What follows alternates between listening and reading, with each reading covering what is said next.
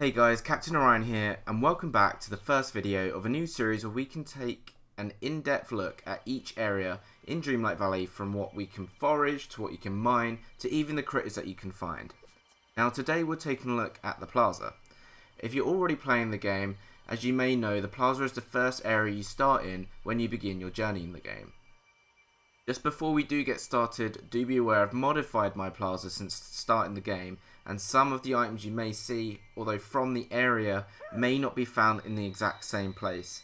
So please take the time to look around and locate where it is for yourselves. First, let's talk about mining. Like any rock you mine in Dreamlight Valley, you'll always have the chance of getting coal and stone. In regard to the gems you will find here, garnet, both in its normal and shiny form, as well as topaz, again in both its normal and shiny form, can be found here. My personal advice would always be to keep any gems you find. However, if you do wish to sell them currently, the garnet sells for 160 star coins, with the shiny garnet selling for 640, and the topaz sells for 240 coins, with its shiny counterpart selling for 960 coins. Next, let's go on to flowers.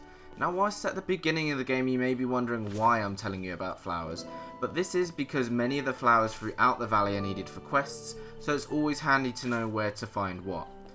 Here you can find daisies, as well as falling penstemon, which come in blue, purple, red, as well as white and pink.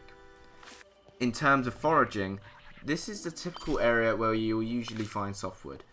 You can also find apples from the trees around the area, as well as raspberries and oregano.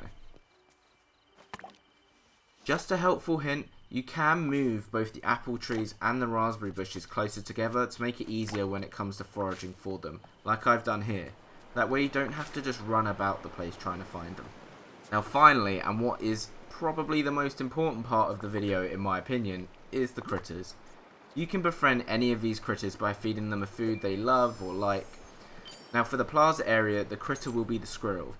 They love peanuts, however, if you're new to the game, this won't become available to you until a little bit later. However, they do love apples. Now to feed a squirrel, all you have to do is simply walk up to them and interact with them.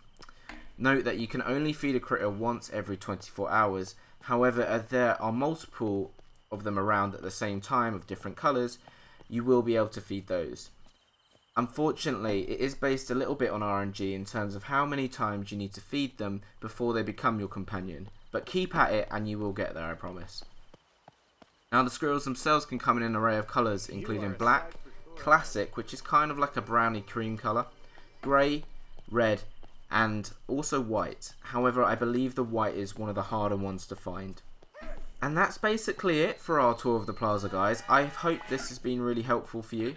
I'll include chapter descriptions in the description below, so if you do want to go back at a later date and check up on something, you're more than welcome to do so. Please do make sure you stay tuned for more videos of the other locations which are coming soon. Make sure you do leave a like and subscribe if you enjoy the video, guys. It really helps support the channel. And yeah, thank you again, and I shall catch you later.